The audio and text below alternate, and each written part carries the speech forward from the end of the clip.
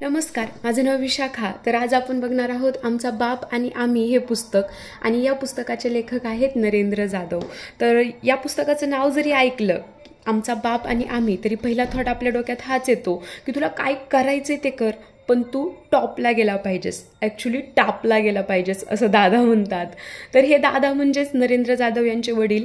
आणि हे पुस्तक वाचल्याच्या नंतर तुमच्या असं लक्षात येईल की हे फक्त नरेंद्र जाधव यांचे दादा न राहता हे पूर्ण महाराष्ट्राचे दादा झालेले आहेत.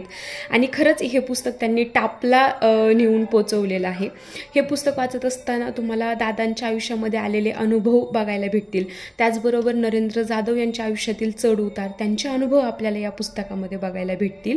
त्याचबरोबर वडाळा वस्तीमध्ये राहत असताना तिथली सामाजिक विषमता, आर्थिक विषमता याच्यामध्ये आपल्याला बघायला भेटेल.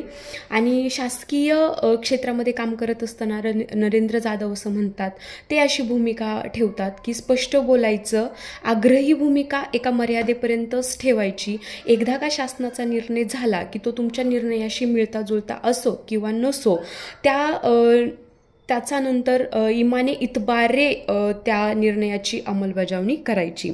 आपण इतरांपेक्षा कसे श्रेष्ठ आहोत हे फक्त आपण आपल्या वागण्यातून, आपल्या अभ्यासातून, आपल्या चारित्र्यातूनच सिद्ध करू शकतो असं नरेंद्र जाधव हे म्हणतात. आणि मलाही वाटतं की ते खरंच बरोबर आहे.